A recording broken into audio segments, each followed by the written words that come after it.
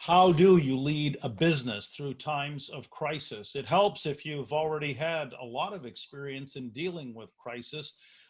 And today we go out to Charlotte, North Carolina, and we say hello to Chris Nadeau from Haversack. Now, Haversack is a logistics company, but Chris, you've already had so much experience. And for those of folks watching here that don't know your story, tell us about Afghanistan, Iraq, and your firsthand experiences with crisis being a sergeant in the U.S. Army.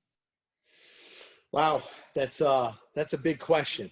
After 26 years, in 26 years, I spent just about under 7 years in combat, going back to the first Gulf War, Somalia, Rwanda, invasion of Afghanistan, a second tour in Afghanistan, invasion of Iraq, and then three tours after that back in Iraq.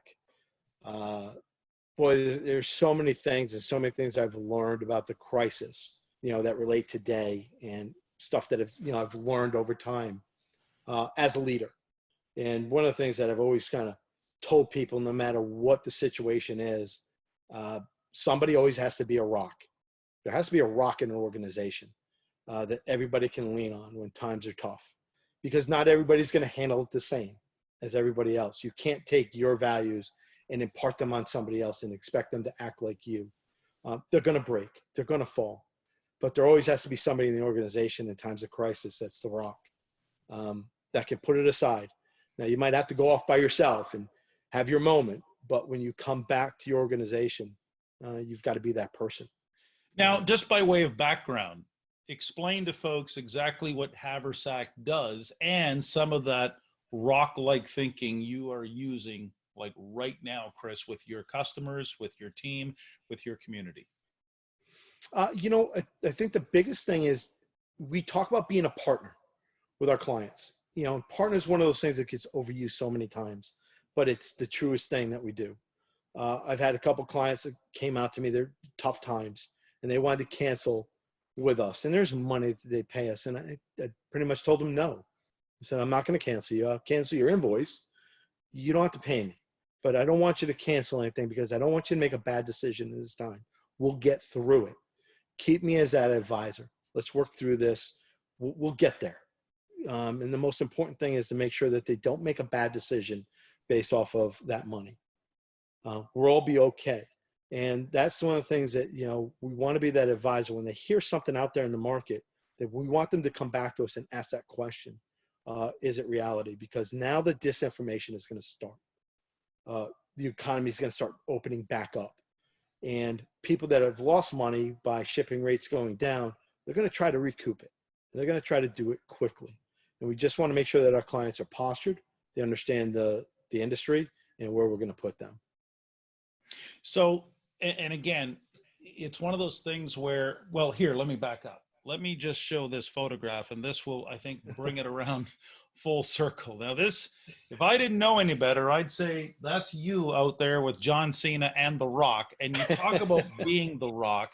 So as the leader, in your organization, but I know this was taken, I believe, in Iraq, this particular photograph, and we'll get to the story later, but let's just stay on this theme, Chris.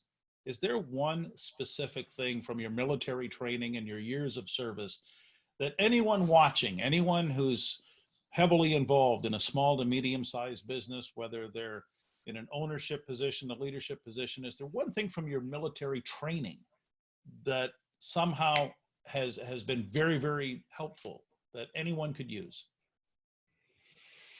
I think I would always teach my young leaders in coming in any situation, there was two things you never did, or you did. The first one was, don't ever make a snap decision. Don't make a decision based off of emotion.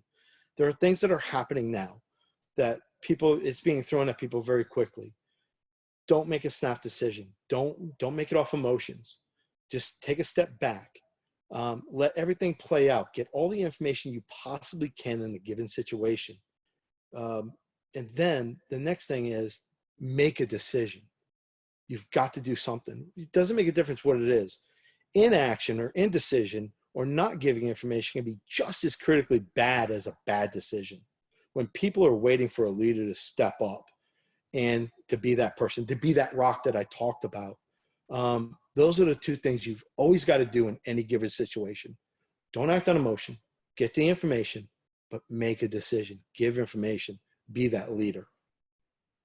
And now, speaking of making decisions, we already know you'll never have all the information you need to make a decision. If you did, it'd be a foregone conclusion. Now, business leaders are being challenged, Chris, to make decisions with less information than ever before.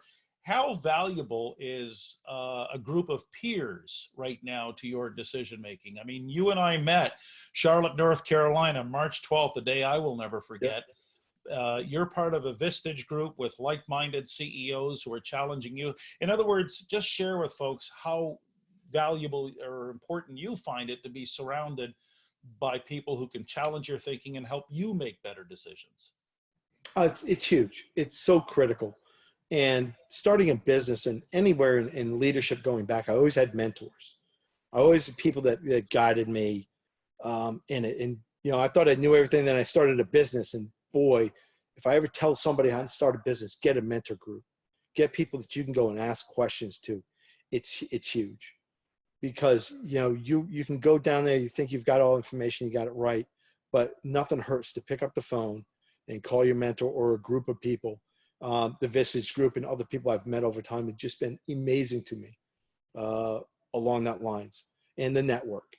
Everybody always tells me, your network has to be, you can't call somebody you haven't talked to in 30 years and say, hey, how you doing? I got a question. That's not a network. You got to foster your network. You got to build it, and it's got to be vibrant in there. Those are just acquaintances, but your network has to be solid, of people that you're talking to on a regular basis. And it's a win-win. It goes both ways with it. So yeah, it's been very, very important, because, Haversack as a whole is doing well, but there are other people that I'm associated with that are not doing well. And you've got to hear it. You've got to be there and let them vent and go through it and be support. You might not have the answer for them, but at least you're there to hear them. I think that's so important. And I think that goes back to the military culture that, when troops are in the foxhole, as you well know, Chris, they've got to stick together through thick and thin. And we can't wrap this up, though, without hearing the story, because it looks like three guys out in a pool, but this is a pool. What, you guys actually created this? I think the story itself is fascinating. Yeah, it was this is my third tour in Iraq, and the gentleman in the middle is Kenny Crawford, who's my battalion commander, and Jeffrey Seidel is my operations sergeant major. We were in one of Saddam's old palaces, is where we were living. Not, when I say a palace, it had been hit by a couple J dams, so it was we pieced it back together. But one of the things around the palace was it had all these moats and fountains, and they had all dried up. They weren't working. So what we did is, we came up with an idea of damming one up and creating a pool. And that's what it was. It didn't work out as well, because in 120-degree heat, the water doesn't last very long. So we constantly had to pump water into it.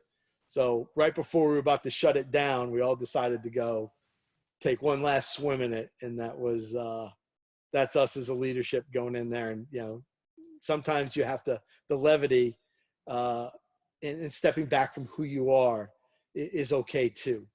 The human side, that's the human side of being in Iraq and being a leader there, and great guys. And that's a great memory that I remember that day specifically when we did it.